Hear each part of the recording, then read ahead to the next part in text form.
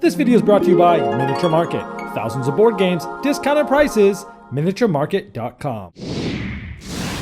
Hello my friends, it's the Game Boy Geek here, and today we're back at it again, painting those beautiful stained glass windows. But there's not just up to 4 of us doing it, there's up to 6 of us doing it, and we're going to be doing it in a completely different way than we used to do it. Today we're looking at Sagrada. It's called the 5 to 6 player expansion. More on that later, there's much more in here than that. And I'm going to show you how it works. I'll see you on the other side.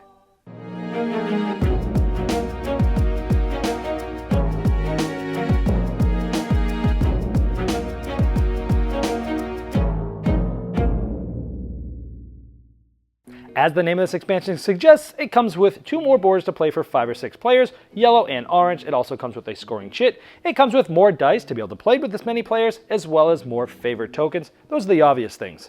It also comes with 6 more double-sided window pattern cards that you can select at the beginning of the game. And even though they're double-sided, they're all either 3s on one side, which are the easiest ones, or 6s on the other side, which is the hard ones. So that's kind of how these work, and they're all just different distributions like that. They also have a little icon that you can see that is from the expansion. Now here's where things get very different. Everyone gets a board that is a private dice pool that matches the color of your board that you've selected. Each player will get 2 of each of the colors of the dice. They'll roll them and they'll put them on here. This is a private dice pool that you'll be able to draft from on your turns. Now this is an optional rule from 2 to 6 players. Highly recommended for 5 or 6 players, but you might also want to use it for all player counts. I've even played it with 2 players and it worked really well. So everyone will get this. Now in the original base game, it used to put all 90 dice in there, and there were 18 of each of the dice in this bag. Where now, even if you're playing with the standard rules and you're not using the dice pool, it would have been equal for 4 players, 18 of each color. That would have been from the base game. But now if you're playing with less or more, you put a specific amount of each dice color, so it's a little bit more even than what's in the bag. However, if you're going to use the private dice pool, you'll put a certain amount of each color in the bag. Now, if you're playing with the private dice pool rules, you'll use this cool little thing that comes in the expansion that you put together, and then you sort of a dice tray, you roll the dice in there. Now, in the base game, you used to roll the amount of dice times 2 plus 1 of the amount of players. So if we were playing with 3 players, you would have put 7 dice out here. In this case, if we're playing with 3 players, you'd only put 4 in there because everyone can, at max, only get 1 die from this public dice pool. So this is the actual public pool. The private pool is the one I already showed you.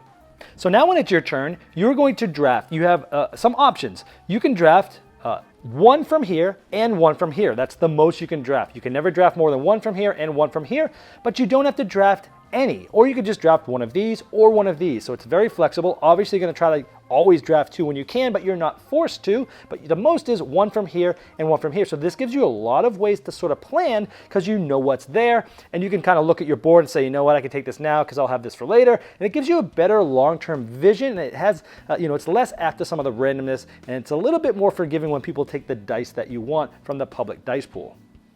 There's also 6 new private objective goals that you can either just use or shuffle in with the others. And these ones are a lot harder to have other people guess what you're going for and really hate draft against you. Essentially, they're different patterns, and you just add up the pips of all the dice that are in whatever pattern you get. You still only get 1 of these, but it really changes the goals and makes it hard for people to figure out what you're going for. And there's also 2 new tool cards that you can mix in with the other tool cards. Again, it has the expansion sort of icon on there. And they both have to do with private dice pools. So this one, you can re-roll up to 2 dice in your private dice pool. Or after drafting, you can swap the drafted die with a die from your private dice pool. So really cool ways to interact with the newest part of this and the best part of this expansion, in my opinion, the private dice pool.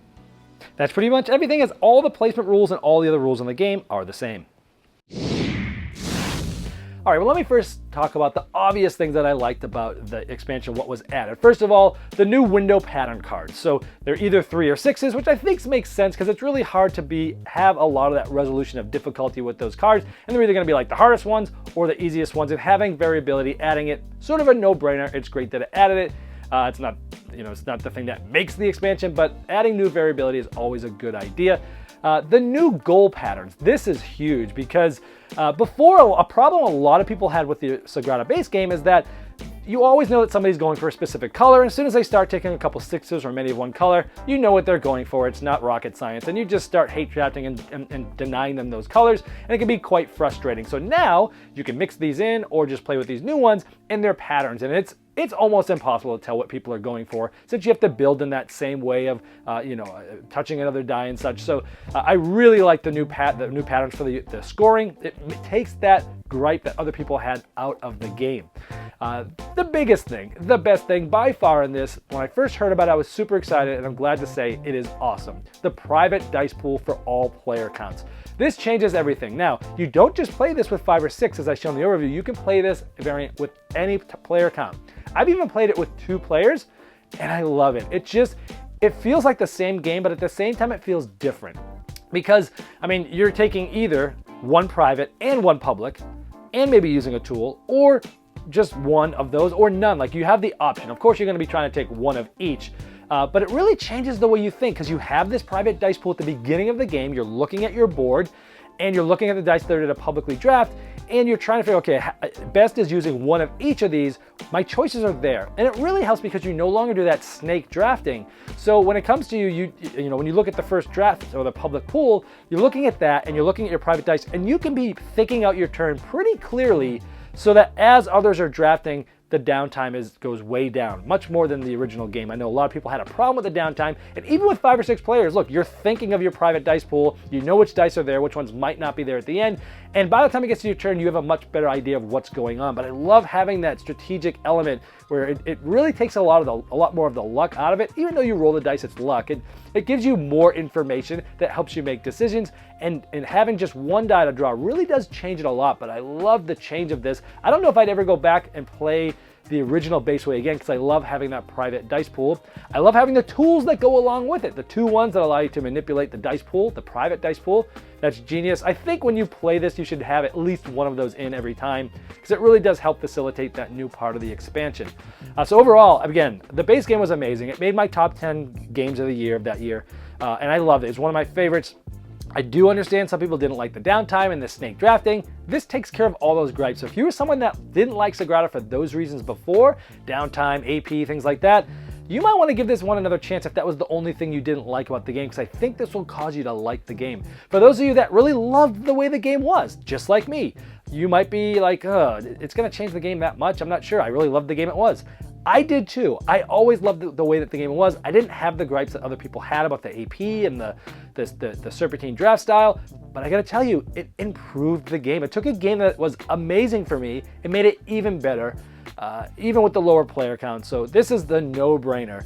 Players that like Sagrada or players that didn't like it for specific downtime and AP reasons should get this expansion, because it makes the game even better. My only gripe is, I think the expansion's selling itself short in its name. It's just called the 5 or 6 player expansion. They should have come up with a cool name, Sagrada something, some cool Italian name, because it's really about the private dice pool. Yes, you can now play with 5 or 6 players, but honestly, everything else is such a big change, and you don't need the 5 or 6 players to play that. I think they're shooting themselves in the foot a little bit, marketing as a 5 or 6 player expansion, because the people that didn't like Sagrada for those specific downtime AP reasons are probably just going to float right over this and not even give it a second look. And it's doing themselves a disservice, because if they did play it, they'd probably now like it. So that's the bad thing. It's being marketed as a 5 or 6 player expansion. I think that was a mistake, because it's much bigger than that, much better than that. I love this. And this has been the Game Boy Geek, helping you find and enjoy the next board game you'll love. This video was sponsored by Miniature Market's Review Corner. The Review Corner features podcasts, video, and written game reviews by gamers for gamers. Miniature Market, the online gaming superstore. Thousands of board games, discounted prices. Check them out at miniaturemarket.com.